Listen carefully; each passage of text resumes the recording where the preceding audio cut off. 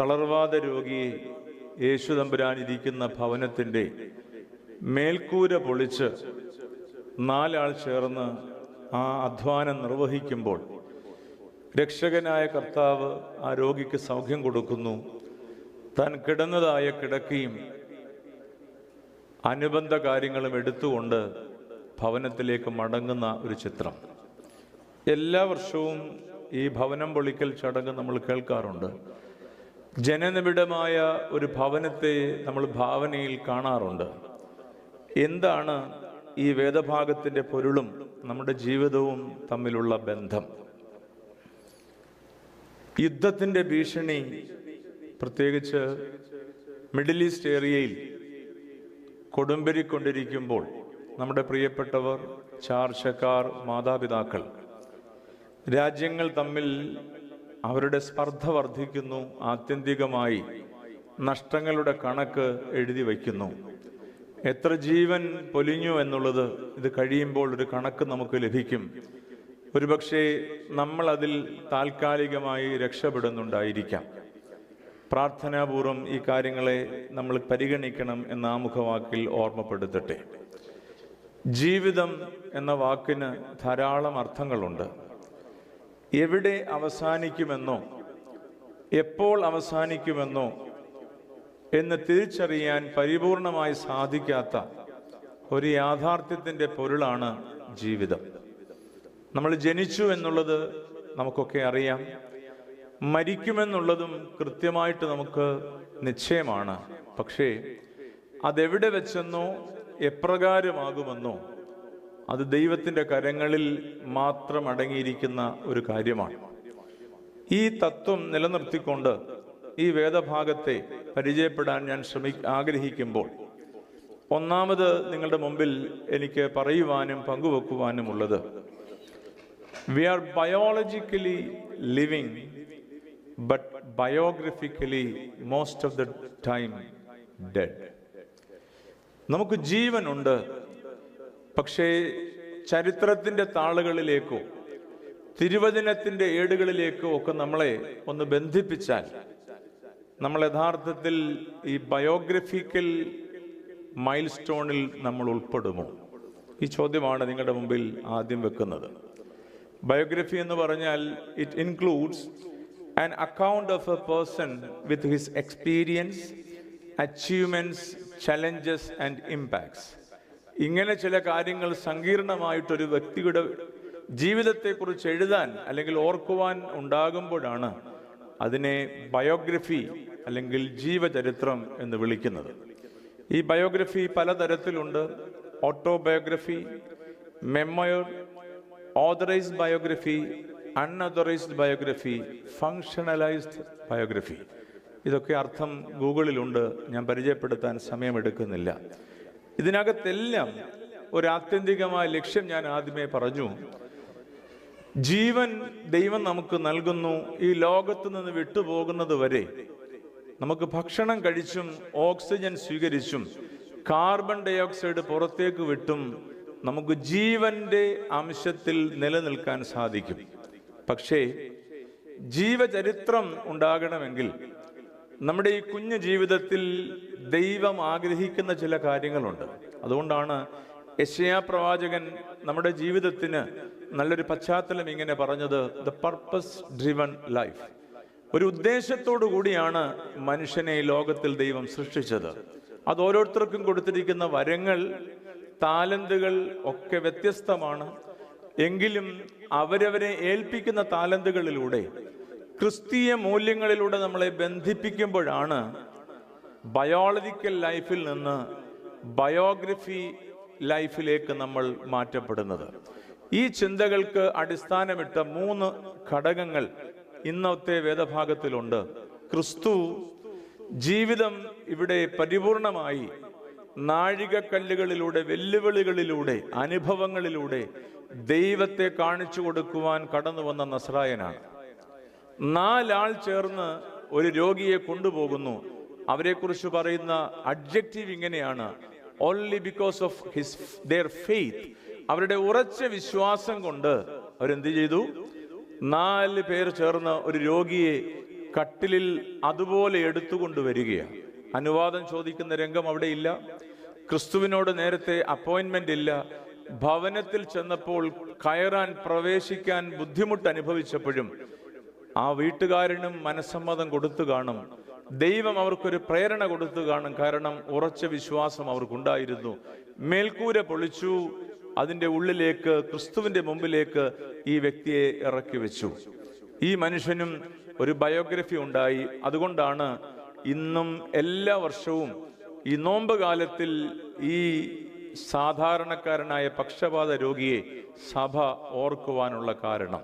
ഞാൻ പറഞ്ഞത് ഈ 3 ഘടകങ്ങൾ, ക്രിസ്തു ഉണ്ട്, 4 വ്യക്തികളുണ്ട്, തളർവാദ രോഗിയുണ്ട്. ഈ 3 ഫാക്ടറിലും അവർക്ക് ജീവൻ ഉണ്ടായിരുന്നു. പക്ഷേ അവരുടെ ജീവിതം കൊണ്ട് നാഴികക്കല്ലുകൾ സൃഷ്ടിക്കാൻ ശ്രമിച്ചപ്പോൾ അവർ വേദപുസ്തകത്തിന്റെ താളുകളിൽ ശ്രദ്ധേയമായ സ്ഥാനം പിടിച്ചു. നമ്മളും ശാന്തമായിട്ടൊന്ന് ചിന്തിക്കുക. 60 കഴിഞ്ഞു, 70 കഴിഞ്ഞു, 80, 90 എന്നൊക്കെ നമ്മൾ മൈൽ സ്റ്റോണുകൾ ഉണ്ടാക്കും. അതനുസരിച്ച് സെലിബ്രേഷനും ഈ കാലഘട്ടത്തിന്റെ ഭാഗമാണ്. So what I have done in my life, either it is a simple biological life or a biographical life. We should connect our life with Christian values.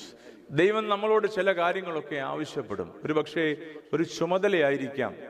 ആധ്യാത്മിക മേഖലകളിൽ പലപ്പോഴും നമ്മൾ ഉടനെ പറയും, അച്ഛാ എന്നെ കൊണ്ട് പറ്റത്തില്ല. പക്ഷെ നമ്മൾ ജോലി സ്ഥലത്ത് നമ്മുടെ മേലുദ്യോഗസ്ഥൻ നമ്മളെ പറയുകയാണ്, so today onwards you are going to become the president of this particular institution. വേണ്ടെന്ന് പറയൂ? ഞാനാണെങ്കിൽ ആദ്യമേ പറയും പോരട്ടെന്ന് പറയും. അതിനോടൊപ്പം നിന്റെ ശമ്പളം ഇരട്ടിയാക്കുന്നു. ഇവിടെ ഇരിക്കുന്ന ആരെങ്കിലുമോ അച്ഛനോ പറയുമോ, അയ്യോ ഒരിക്കലും അങ്ങനെ പാടില്ല, കാരണം എനിക്ക് അത്രയും ജോലിയൊന്നും ഞാൻ ഇവിടെ ചെയ്തിട്ടില്ല. നമ്മളത് സ്വീകരിക്കും. ആ ലോകപരമായ കാര്യങ്ങളിൽ നമുക്ക് ആവേശമുണ്ട്, ഊർജമുണ്ടെങ്കിൽ ആധ്യാത്മിക തലത്തിൽ ഊർജമുണ്ടാകുന്നൊരു രംഗം ഇന്ന് സെയിന്റ് മാർക്ക് ചാപ്റ്റർ 2 നമ്മളെ പരിചയപ്പെടുത്തുന്നു. ബയോളജിക്കൽ ലൈഫിൽ നിന്നും ബയോഗ്രഫിക്കൽ ലൈഫിലേക്ക് മാറ്റപ്പെടുന്നു. 2, the fragrance of Jesus is unconditional love. കർത്താവിന് വേണമെങ്കിൽ ഇത് മൊത്തം തടസ്സപ്പെടുത്താമായിരുന്നു. ഞാൻ അങ്ങനെയാണ് ചിന്തിക്കുന്നത്. നമ്മളൊരു ഒഫീഷ്യൽ മീറ്റിംഗ് നടക്കുമ്പോൾ ഒരു യാചകൻ ആ മീറ്റിങ്ങിന്റെ ഇടയിലേക്ക് വന്നാൽ നമ്മൾ അവരോട് എങ്ങനെയാ പെരുമാറുന്നേ? നമുക്കൊക്കെ അറിയാം, ഞാനത് വിശദീകരിക്കുന്നില്ല. അത് പെട്ടെന്ന് തന്നെ അവരെ തടസ്സപ്പെടുത്തും. പ്രോട്ടോകോളിലേക്കും ആ പ്രോഗ്രാമിന്റെ സ്റ്റേറ്റസിലേക്കും നമ്മൾ മാറിക്കൊണ്ട് ആ വ്യക്തിയെ അവിടെ നിന്ന് ഒഴിവാക്കാൻ ശ്രമിക്കുമെങ്കിൽ, ഒരു മഹത് സമ്മേളനം, ഒരു സത്സംഗമം നടക്കുന്ന സന്ദർഭത്തിൽ കർത്താവ് അവരെ പഠിപ്പിച്ചുകൊണ്ടിരിക്കുന്ന രംഗത്തെ തടസ്സപ്പെടുത്തിക്കൊണ്ടാണ് മേൽക്കൂര പൊളിക്കപ്പെടുന്നത്. ഈ മേൽക്കൂര പൊളിച്ച് ക്രിസ്തുവിന്റെ മുമ്പിലേക്ക് ഇറക്കി വെക്കുമ്പോൾ ക്രിസ്തു ആ പക്ഷപാതക്കാരനെ ഒരു സ്നേഹത്തിന്റെ പുതപ്പിട്ട് മൂടുകയാണ്. പുതപ്പെന്നൊരു വാക്ക് നിങ്ങൾ ഉണ്ടാകുമെന്ന് എനിക്കറിയാൻ പാടില്ല. പുതച്ചു കിടക്കാൻ സന്തോഷമാണോ സങ്കടമാണോ? നമ്മൾ പറയത്തില്ല, ഇന്ന് ജോലിക്ക് പോകുന്നില്ല, അതുകൊണ്ട് ഞാൻ ഇന്ന് പുതച്ച് സുഖമായിട്ട് ഉറങ്ങി. നിങ്ങൾ പറയുമെന്ന് എനിക്കറിയാൻ പാടില്ല. ഞാനിത് ചിലപ്പോഴൊക്കെ മനസ്സിൽ കരുതുന്നതും ചെയ്യുന്നതൊരു കാര്യമാണ്. സുഖമായിട്ട് ഉറങ്ങി. ഇത് തന്നെയാണ് ക്രിസ്തു ചെയ്തത്. തൻ്റെ ഉപദേശങ്ങളെ തടസ്സപ്പെടുത്തി, താൻ ചെയ്തുകൊണ്ടിരുന്ന പദ്ധതികളെ തടസ്സപ്പെടുത്തിയപ്പോഴും മേൽക്കൂര പൊളിക്കാൻ പോലും അനുവാദം നൽകിയ ഒരു വ്യക്തി സമ്മതം കൊടുത്തു കാണും. ആ വ്യക്തിയെ താഴേക്ക് ഇറക്കി വെച്ചപ്പോൾ കർത്താവ് മൂടിയത് ദേഷ്യം കൊണ്ടല്ല, ശകാരം കൊണ്ടല്ല, ആംഗ്യഭാഷ കൊണ്ടല്ല, അവനെ മാറ്റാനല്ല പറഞ്ഞത്, സ്നേഹത്തിന്റെ പുതപ്പ് കൊണ്ട് കർത്താവ് ആരെ മൂടി? ഇവിടെ ഉണ്ടോ എല്ലാവരും? ആരെ മൂടി? തളർവാദ രോഗിയെ മൂടി. നമുക്കും നമ്മുടെ മുമ്പിലേക്ക് ധാരാളം കാര്യങ്ങൾ വരും. നമുക്കിഷ്ടമല്ലാത്ത കാര്യം വരും. ഒരിക്കലും നമുക്കത് അംഗീകരിക്കാൻ പറ്റാത്ത കാര്യം വരും. നമ്മൾ ചിലർ വ്യക്തികളോട് അനിഷ്ടമുള്ളവരുണ്ട്. അവർ വാ തുറന്നാൽ തന്നെ നമ്മൾ പെട്ടെന്ന് അതിനെ എതിർക്കാൻ ശ്രമിക്കും. ചില പ്രത്യേക വാക്കുകൾ നമ്മളെ എപ്പോഴും വ്രണപ്പെടുത്തിക്കൊണ്ടിരിക്കും. 50 വർഷം മുമ്പുണ്ടായ ചില സംഭവങ്ങളൊക്കെ നമ്മളെ വ്രണപ്പെടുത്തിക്കൊണ്ടിരിക്കും. അങ്ങനെ വ്രണപ്പെടുത്തുമ്പോഴും ക്ഷമയുടെ പര്യായം പഠിപ്പിച്ച ക്രിസ്തുവിനെ ഓർത്ത് നമ്മൾ എന്ത് ചെയ്യണം? സ്നേഹത്തിന്റെ, ബാക്കി പറ, കഥപ്പല്ല ഞാൻ പറഞ്ഞത്, സ്നേഹത്തിന്റെ പുതപ്പിട്ട് അതിനെ ആവരണം ചെയ്യുവാൻ പഠിക്കുമെങ്കിൽ അതിനുള്ള പ്രത്യേക പദ്ധതിയുടെ പേരാണ് ഈ നോമ്പുകാലം. കാരണം ആധ്യാത്മിക ലോകത്തിൽ നമ്മുടെ ആധ്യാത്മികത ഓരോ വർഷവും കെട്ട് കെട്ട് കെട്ട് ചാമ്പലാകുന്ന നിമിഷങ്ങളിൽ ആ ചാമ്പലിൽ നിന്ന് കനലുകൾ ഉണ്ടാക്കി ആ കനലിൽ നിന്ന് വെളിച്ചമുണ്ടാക്കുന്ന സന്ദർഭത്തിന്റെ പേരാണ് ഈ 50 ദിവസം. അല്ലാതെ ഈ 50 ദിവസം കുമ്പിട്ടു, കയ്യിൽ തഴമ്പെല്ലാം പഴയതുപോലെ എത്തി. ചിലരിങ്ങനെ എണ്ണിക്കൊണ്ടിരിക്കും, ഇവിടെ ആരെങ്കിലും തെറ്റിക്കുന്നുണ്ടോ? നമുക്ക് തന്നെ ഒരു എക്സെപ്ഷൻസ് ഉണ്ട്. കാരണം ഇവിടെ പ്യൂസ് ഉള്ളത് കൊണ്ട് എനിക്ക് കുമ്പിട്ടില്ലെങ്കിലും കുഴപ്പമില്ല. ഞാൻ പറയുന്നത് അച്ഛന്മാർക്കും കൂടെ എന്തിടണമെന്നറിയോ? ഇതിൻ്റെ ഇടയ്ക്ക് പ്യൂസ് ഇടാമെങ്കിൽ ഞങ്ങളും രക്ഷപ്പെടും. അങ്ങനെയല്ല. പക്ഷെ ഞാൻ ശ്രദ്ധിച്ചിട്ടുണ്ട്, ഈ പ്യൂസിന്റെ ഇടയ്ക്ക് നിൽക്കുമ്പം പോലും വാർദ്ധക്യ സഹജമായ ബുദ്ധിമുട്ടുള്ള മനുഷ്യർ പോലും ഈ പ്യൂസിന്റെ ഉള്ളിൽ നിന്ന് ഇറങ്ങി പുറത്തേക്ക് നിന്ന് കുമ്പിടുന്നവരെ കാണാൻ പറ്റുന്നുണ്ട്. അല്ലെങ്കിൽ പ്യൂസിന്റെ ഇടയിൽ നിന്ന് തന്നെ മുട്ടുകുത്തി നിന്ന് ഇതിന്റെ ഭാഗമാകാൻ ശ്രമിക്കുന്നവരുണ്ട്. ഈ ശ്രമമാണ് നമ്മളെ എവിടേക്ക് എത്തുന്നത്? ഈ ചാരത്തിൽ നിന്നും കനലിലൂടെ പ്രകാശത്തിന്റെ വെളിച്ചത്തിന്റെ കവചമാകുന്ന പുനരുദ്ധാന നിമിഷങ്ങളിലേക്ക് നമ്മളെ എത്തിക്കുന്നത്. ഞാൻ അവസാനിപ്പിക്കുകയാണ്. 3 കാര്യങ്ങൾ പറയുവാൻ ഞാൻ ഇഷ്ടപ്പെട്ടു. ഏറ്റവും ആദ്യം പറയാൻ ശ്രമിച്ചത് ജീവിതത്തെക്കുറിച്ചൊരു ചെറിയ വാക്കാ പറഞ്ഞത്. എവിടെ അവസാനിക്കും, എപ്പോൾ അവസാനിക്കും എന്ന് തിരിച്ചറിവ് പൂർണ്ണമായി ലഭിക്കാത്ത ഒരു യാഥാർത്ഥ്യത്തിന്റെ പേരാണ് ജീവിതം. ഇന്നും യുദ്ധത്തിന്റെ കെടുതിയെക്കുറിച്ച് ഞാൻ ആമുഖത്തിൽ പറഞ്ഞു. അവരൊരിക്കലും തിരിച്ചറിഞ്ഞില്ല മരിച്ചവർ അവരുടെ ദേഹത്തൊരു ഷെല്ല് വീഴുമെന്ന്. നമ്മളിപ്പോൾ ഇവിടെ സമാധാന അന്തരീക്ഷത്തിലിടുന്ന ആരാധനയിൽ പങ്കെടുക്കുകയാണ്. ഏതെങ്കിലും ഒരു ഡയറക്ഷനിൽ നിന്ന് ഒരു കാര്യം വന്നാൽ മതി, നമ്മുടെ മേലും ഇതുണ്ടാകാം. നമ്മൾ പ്രാർത്ഥിക്കുന്നതോടൊപ്പം ദൈവം നൽകുന്ന കരുതലിനും ദൈവം നൽകുന്ന ചിറകും കീഴിലുള്ള സംരക്ഷണത്തിനും പൂർണ്ണമായി നമ്മളൊരു തിരിച്ചറിവിന്റെ ബോധ്യത്തിലേക്ക് മാറണം. ഈ ബോധ്യമുണ്ടാകാൻ ഒരു പഠനം നമുക്കിന്ന് വേദപുസ്തകത്തിലൂടെ ലഭിച്ചു. Biologically we are living, but we need a biographical life.